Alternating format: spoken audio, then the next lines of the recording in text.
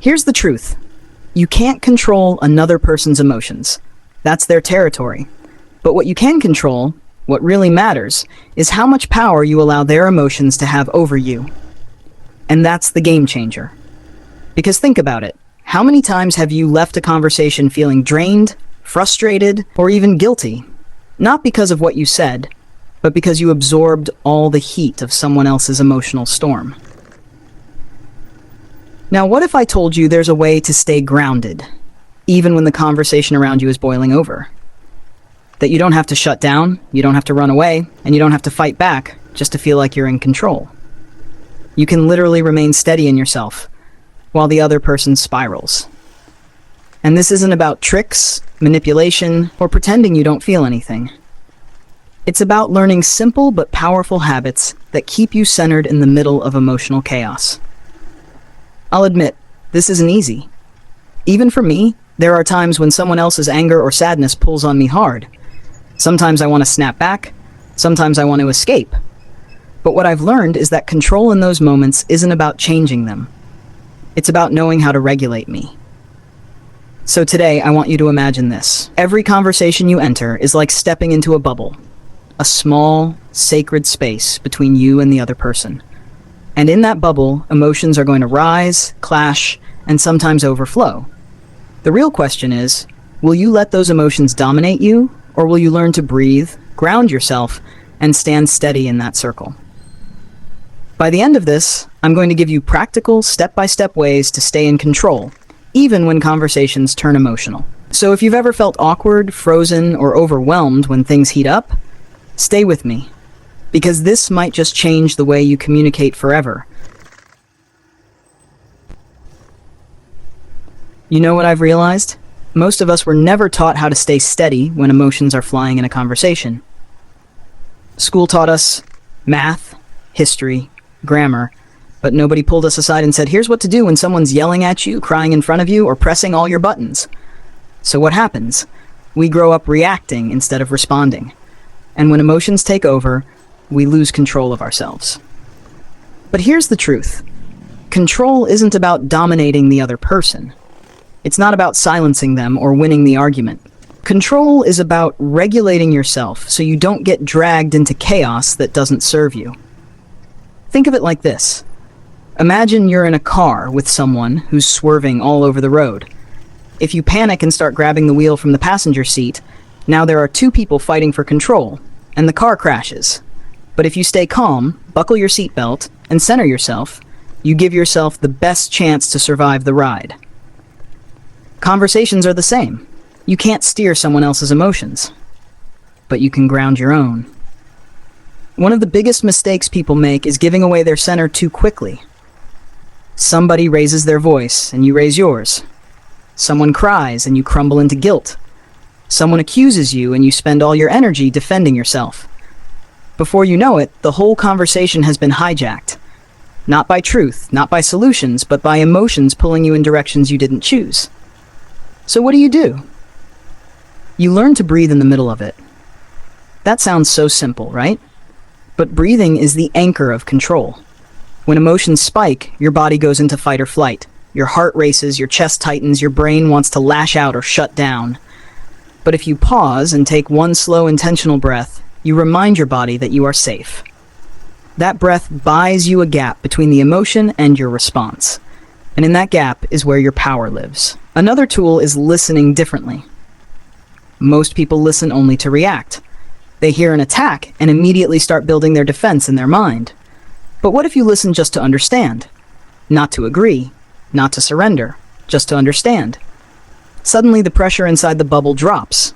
The other person feels heard, and you don't lose yourself trying to win. Listening isn't weakness, it's strategy. It's how you hold your ground without letting the fire spread. And let me tell you something I had to learn the hard way.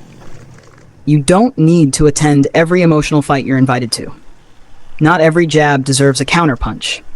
Not every tear requires you to fix everything. Sometimes, the most powerful thing you can do is to let the storm pass while you stay standing, because storms always pass. But if you let them knock you down every time, you'll spend your life getting up instead of moving forward. Here's another picture. Imagine conversations like a dance floor. Some people come in with wild, chaotic energy, swinging their arms, knocking into everyone. You don't have to match their chaos. You can step to your own rhythm, grounded, steady. And after a while, they either adjust to your pace or they tire themselves out. Either way, you stayed in control. This doesn't mean you ignore your own emotions. Control isn't numbness, it's awareness. You notice when you're triggered. You notice when that knot in your stomach starts forming. But instead of letting it explode outward or burying it deep inside, you acknowledge it and then choose your response. That's the skill. That's emotional maturity. The Bible even talks about this. Proverbs says a gentle answer turns away wrath, but a harsh word stirs up anger. It's not telling you to be a doormat, it's teaching you strategy. Control the temperature of your words, and you control the direction of the conversation. And neuroscience backs it up. Studies show that when you stay calm, your brain stays in the prefrontal cortex, the part that handles logic and decision-making. But when you react emotionally, you drop into the amygdala, the part of your brain built for survival. That's why you say things you regret or shut down completely. You've literally handed over control to the primitive part of your brain. But with practice, breathing, pausing, reframing, you can keep yourself in the driver's seat. So think about it. The next time someone tries to pull you into an emotional storm, remember you don't have to go in. Your control isn't in changing them. It's in mastering you. And this is why I say staying in control, even in heated conversations, is not just about communication. It's about freedom. Freedom from being dragged into battles that don't matter. Freedom from guilt trips that aren't yours to carry. Freedom from old patterns where you lose yourself just to keep the peace. Because the real peace comes when you can stand in the middle of fire, chaos, and noise, and still know exactly who you are. You know what's fascinating? The more I've paid attention, the more I've realized that most of the chaos in conversations isn't about what's being said. It's about how we show up inside the conversation. Two people can be arguing about something as small as leaving dishes in the sink, and before you know it, they're yelling about respect, trust, and childhood wounds. It's never just about the dishes. The emotions underneath are the real battlefield. And that's why you need strategies. Not to control the other person, but to keep yourself aligned, no matter what comes at you. One of the most practical things I've learned is the power of silence. Silence used to feel scary to me. If someone accused me of something or raised their voice, I thought I had to fill the gap, defend myself, explain, prove I was right. But silence is not weakness, it's wisdom. When you let a pause sit there, something magical happens. The emotional charge drops. The other person either reflects on what they just said, or they burn themselves out, trying to stir up energy. And you? You've just saved yourself from spilling words you'd regret. It's like playing chess instead of checkers. You're thinking 2 moves ahead instead of reacting in the moment. Another thing is body posture. You wouldn't think this matters much, but it does. Neuroscience shows that your body posture sends signals back to your brain. If you clench your fists, cross your arms, lean forward aggressively, your brain thinks you're preparing for battle. But if you relax your shoulders, open your palms, breathe slowly, your brain gets the message. We're safe.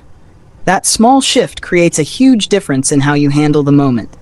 You're literally signaling your nervous system to calm down. And people pick up on it too. A calm presence shifts the atmosphere without you having to say a word. Now, let's talk about reframing. Most people see a heated conversation as a threat. They're attacking me. They're blaming me. They're disrespecting me. That mindset makes you defensive instantly. But what if you reframed it? What if instead you saw it as information? This person is showing me where they're hurt, what they fear, or what they value. That doesn't mean they're right, but it means you get a window into their inner world. Reframing moves you from feeling like a victim of the conversation to being a student of it. And when you're a student, you're curious instead of reactive. You ask questions instead of throwing punches back. Here's another practical move. Slow down the pace. When conversations heat up, voices get louder, words get faster, interruptions pile up. It's like a train speeding downhill. If you join that pace, you're doomed to crash with them. But if you deliberately slow down, speak softer, slower, more measured, you change the tempo. You pull the energy back under control. I've done this in meetings, in family arguments, even in business negotiations. People expect you to meet their intensity. When you don't, you surprise them. And in that surprise, you regain control. Let me give you something personal. There was a time in my business where I had to deal with angry customers. Someone once called, shouting about an order that didn't arrive on time. My old self would have panicked, tried to explain, maybe even snapped back defensively. But I remembered one simple principle: let them empty their tank.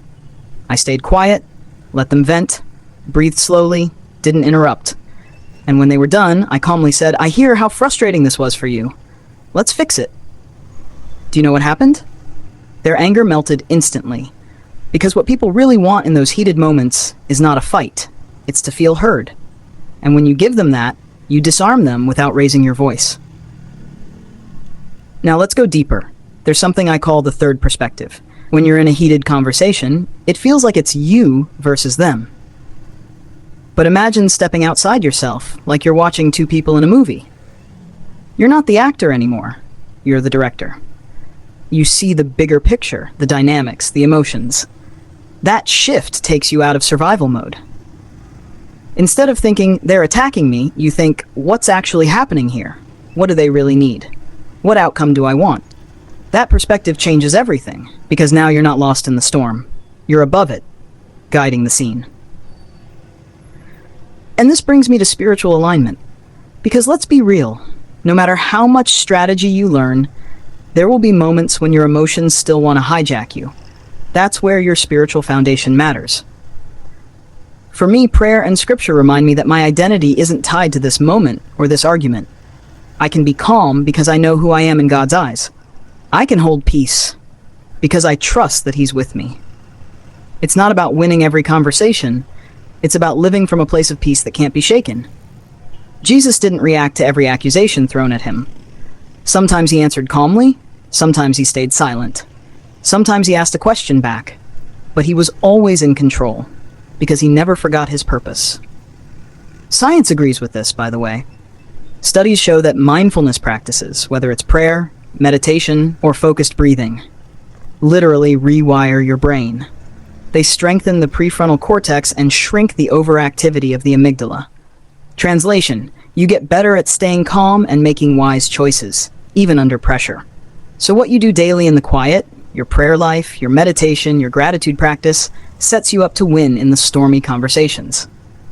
Another technique that works wonders is what I call owning your exit.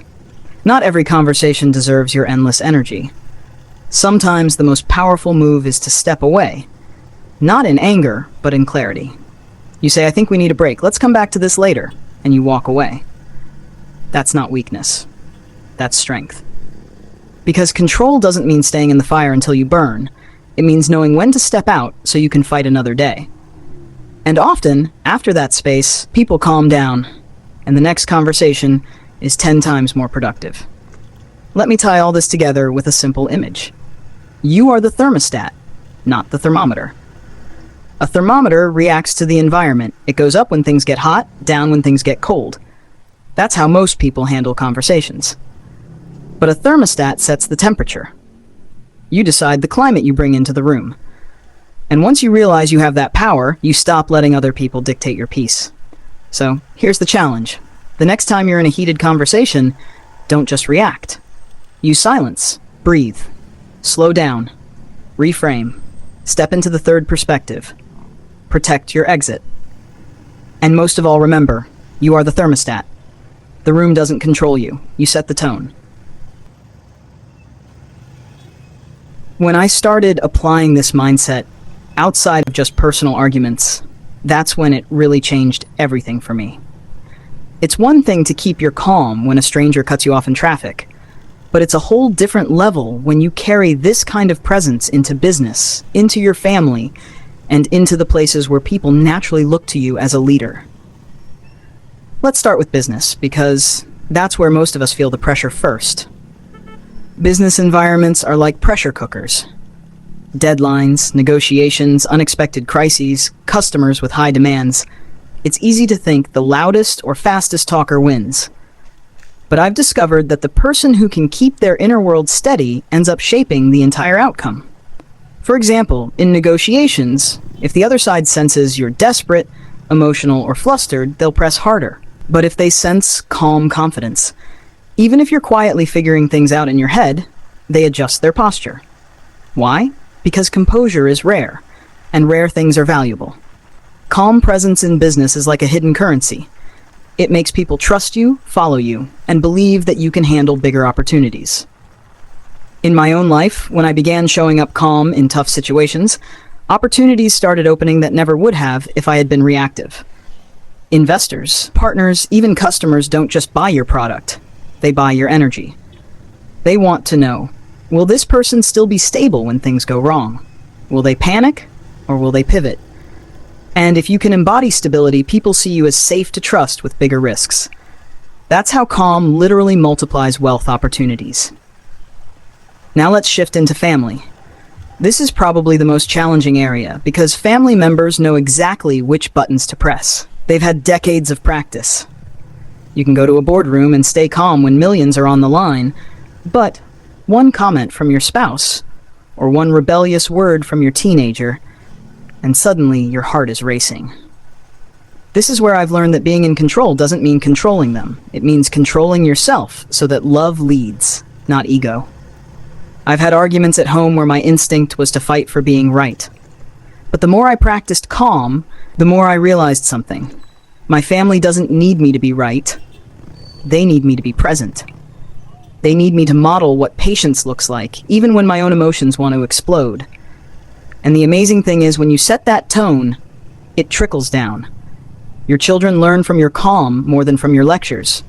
Your partner feels safer to open up when you're not defensive. And slowly, the house itself becomes less of a battleground and more of a place of peace. Now, leadership. This one is huge, because leadership magnifies whatever you carry inside. If you're reactive, your team will be reactive. If you panic, they'll panic harder. But if you stay composed, even in chaos, they'll find their footing by watching you. Think of pilots. Nobody wants to be on a plane where the pilot sounds panicked over the intercom. Everyone draws confidence from the calm of the person leading. That's the same dynamic in leadership. I'll never forget reading John Maxwell say, "A leader is one who knows the way, goes the way, and shows the way." I'd add this. A leader is one who sets the emotional climate. You don't just lead with vision, you lead with your vibration. You decide what the room feels like, and that decision impacts performance more than any motivational speech ever could. The science backs this up too. Researchers call it emotional contagion. Humans subconsciously sync with the emotions of those around them. If a leader is anxious, the team becomes anxious. If a leader is calm and confident, the team absorbs that energy. This is why mastering your inner calm is one of the most underrated leadership skills. It doesn't just help you, it multiplies stability for everyone under your influence. And here's something I've noticed. The longer you practice this, the less you even think about it. At first, staying calm feels like a battle. You're reminding yourself to breathe, to pause, to reframe. But over time, it becomes who you are. And when it becomes your default, you don't just influence the moment, you change the culture around you. That's the real payoff. Think of it this way. In physics, momentum keeps an object moving once it's already in motion. When you start building the momentum of calm responses, of thoughtful pauses, of being the thermostat instead of the thermometer, it compounds. At first, it takes effort, but eventually, your calm creates a flow in your life where chaos no longer shakes you like it used to. And if I bring this full circle back to faith, this is exactly how God designed us to live. Not tossed around by every wave of emotion or storm of circumstance, but anchored. "Peace I leave with you, my peace I give you," Jesus said. That wasn't poetry. That was a lifestyle he modeled. When storms raged, he slept. When accusations flew, he stood silent. When crowds pressed, he stayed aligned with his mission. That's the picture of real control. Not controlling the world, but not letting the world control you. So here's where I want to leave you with a challenge. Think about the 3 places you influence the most: your work, your family, and any leadership role you hold. Which one of these do you need to bring more calm into? Where have you been reactive? And how would everything change if you shifted into stability? Because the truth is, you already have the ability. You don't need new circumstances or new people or even new opportunities to live this out. You just need to decide to be the thermostat in the rooms you walk into. The calm presence, the stable energy, the one who sets the tone. And when you do that, when you consistently hold that space, you'll notice something. Business starts flowing smoother. Family starts breathing easier. Leadership starts expanding faster. Because calm is not passive. Calm is power. And the more you embody it, the more the world around you begins to bend toward peace, order, and growth. That's the invitation. To stop being a prisoner of reaction and start being a master of presence.